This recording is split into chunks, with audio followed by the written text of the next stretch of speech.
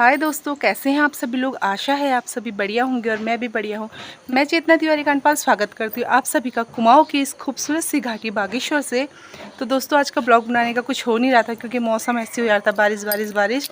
और आज का मौसम में कुछ ऐसा हो रहा है, मैं आपको दिखाती हूँ। कल रात से तो लगातार बारिश थी बट अभी थोड़ा सा मौसम साफ़ हो गया और आजकल बारिश की वजह से कहीं जाने का भी नहीं हो पा रहा है और ब्लॉग बनाने का नहीं हो पा रहा है क्योंकि स्कूल में प्रोग्राम है उनका, तो हम लोग जा रहे हैं प्रोग्राम देखने के लिए। और आप लोग भी बने रहिएगा ब्लॉग में और देखिएगा प्रोग्राम। चलते हैं, जाने लगे हैं स्कूल को। दोस्त कहाँ है तुम्हारी? दोस्त वो आऊंगी वहीं से, बाजार की है। हाँ मंदिर पानी से आऊंगी। अरे यार ना,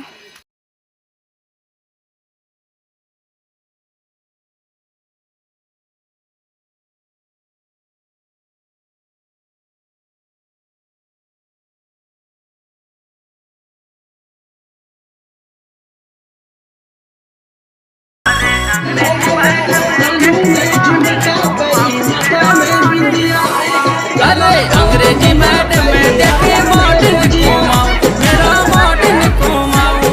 छोट छोटा बाटा मेरा छोट छोटा गाँव, मेरा छोट छोटा गाँव। छोट छोटा बाटा मेरा छोट छोटा गाँव, मेरा छोट छोटा गाँव। अरे अंग्रेजी मैडम में देखे मॉडर्न घुमाऊं, मेरा मॉडर्न घुमाऊं।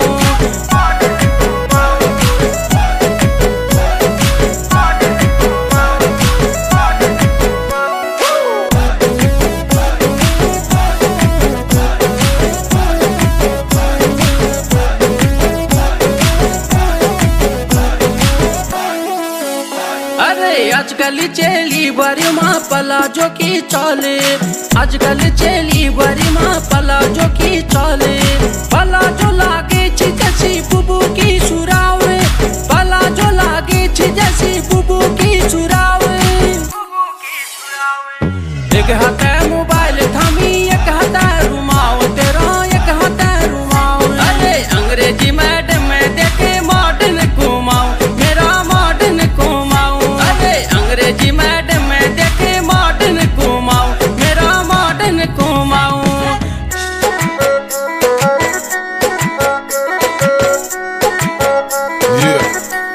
Bangladesh side.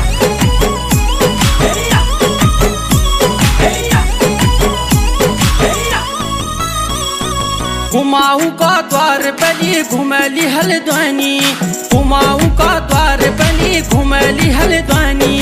नैनीताल ऐसी भी है अपनी यही कहानी, थोड़ी हम में होशियारी है, थोड़ी है नादानी। आशा करूंगा कि आज के इंडिपेंडेंस डे के सभी अभिभावकों बच्चों को देके, विशिष्ट अतिथि की स्पीच सुन के, प्रिंसिपल सर की स्पीच सुन के आपका कुछ न कुछ बदलाव आना चाहिए।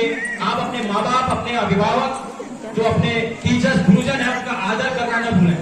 और पेरेंट्स भी अपने बच्चों को वही सिखाएं कि अपने गुरुजनों का आदर करें। बच्चों में बहुत सारी चीजें कमियां देखने को मिल रही है, बहुत सारी चीजें हो रही हैं, तो उनको हम दूर करने की कोशिश कर रहे हैं। तो पुनः आप लोगों को, सभी अभिभावकों को स्वतंत्रता दिवस की बहुत बहुत बधाइयां और आप प्यारे बच्चों को बहुत बहुत बधाइयां।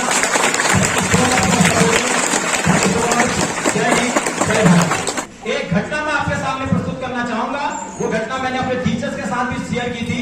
बहुत ही शर्मनाक, डरावनी, अगर ऐसा हम समाज दे रहे हैं तो उसके रिस्पॉन्सिबल हम हैं। वो घटना है लखनऊ की। एक उच्च परिवार के आर्मी ऑफिसर थे, उन्होंने, उनकी मैडम भी काफी उच्च इंस्टीट्यूट में काम करती थी, सेना में सर्वोच्च पद पर थे। रिटायर होने के बाद वो लखनऊ में ही अपने आवास में, जहां पर उनका घर था, वहां रहने लगी।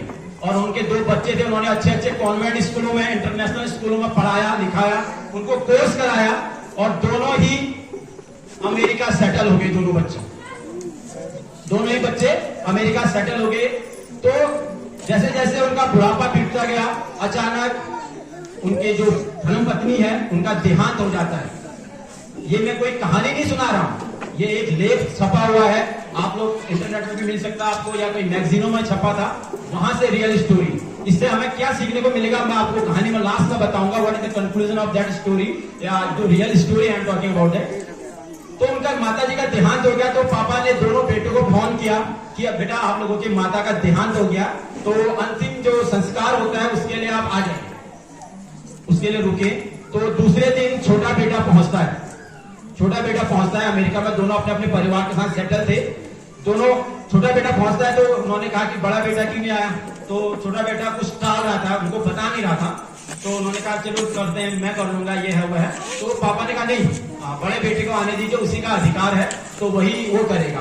तो बहुत देर तक वो चीजें होती रही, तो फिर गुस्से में छोटे बेटे ने बोल दिया कि वो नहीं आ रहे हैं। क्यों नहीं आ रहे हैं? उन्होंने पापा ने कहा क्यों नहीं आ रहे, क्या कारण है, वो क्यों नहीं आ रहा है? तो उन्होंने कहा कि बड़े भैया का मुझे फोन आया था, अभी माँ मरी है, तू चले जा, जब पापा मरेंगे तो फिर मैं चले जाऊंगा। जिस माँ बाप ने अपने गर्भ में उसको पाला पोसा, कितने कष्ट सहे, कितने उसको वो किए, तो आज उस शब्द को सुन के उनके पापा के पांव तले जमीन खिसक गई। उसने कहा कि बेटा, अपने छोटे भाई से कहा अभी माँ मरी है, तू चले जा, जब पापा मरेंगे तो मैं चले जाऊंगा। तो जैसे ही उनके सुने, उनके पापा अंदर गए अपने कमरे में, एक पेन उठाया, एक कागज उठाया और समाज के नाम एक लेटर लिखा उन्होंने माफी मांगी पूरे समाज से, मनुष्य समाज से, कि आप लोगों ने हमें, मेरी पत्नी को, मुझे इतना मान सम्मान दिया, इतने पद प्रतिष्ठा तक मैं पहुंचा, उसके बदले हम लोगों ने आपको क्या दिए। ऐसे दो निकम्मे बेटे कह सकते हैं, या ऐसे वो दे दिए जो पता नहीं आने वाले समय तक कितने लोगों की ऐसी शिक्षा देके ऐसे लोगों को, समाज को बर्बाद कर देंगे।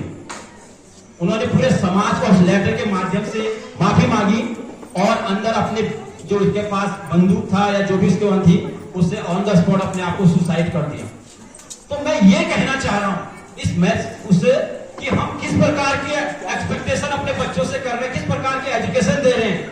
हमारी एक्सपेक्टेशन क्या है कि हमारा बच्चा कोटा से पढ़े, हमारे बच्चा IIT में जाए, हमारा बच्चा दुबई जाए, अमेरिका जाए, पर उसके अलावा जो मेन उद्देश्य है मनुष्य लाइफ का, केवल IIT बनना, इंजीनियर बनना, डॉक्टर बनना ही मेन उद्देश्य है। उसके बाद क्या विदेश जाना ही मेन उद्देश्य है।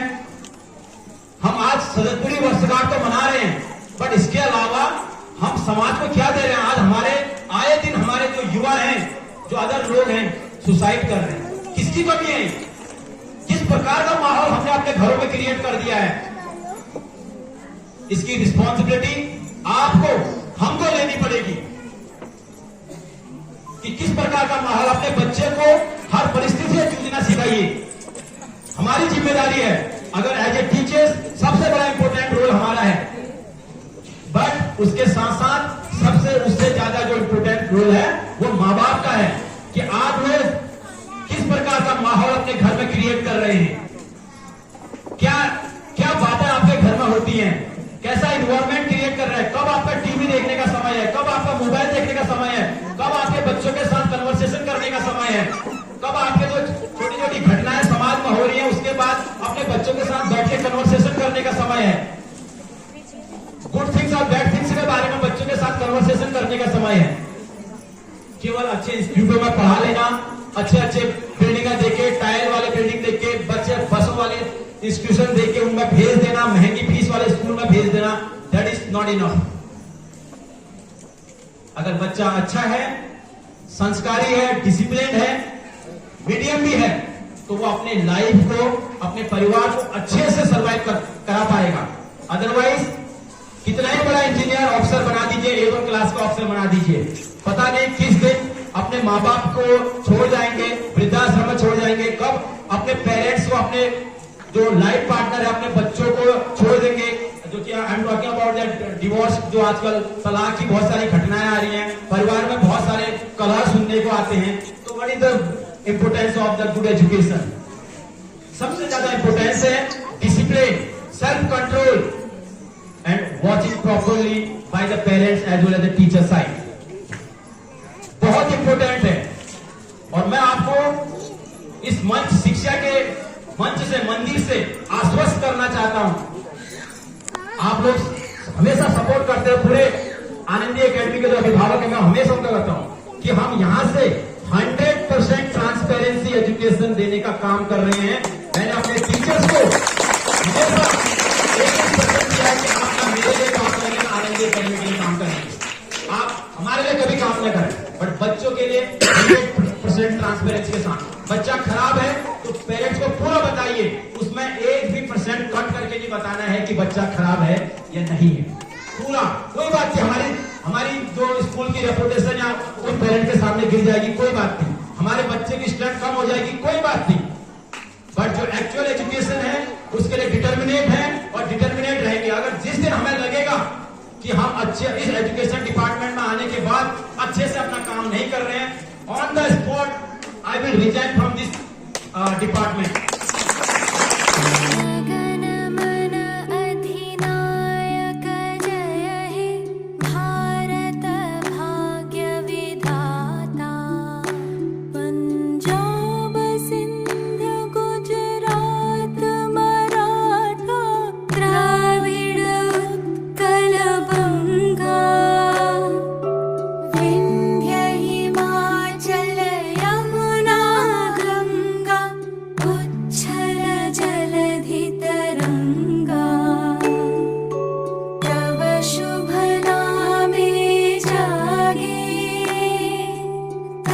शुभ आशीष मांगे, गाहे तव जय गाथा। जनगण मंगल गायक जय हे, भारत भाग्य विधाता। जय हे, जय हे, जय हे। जय जय जय जय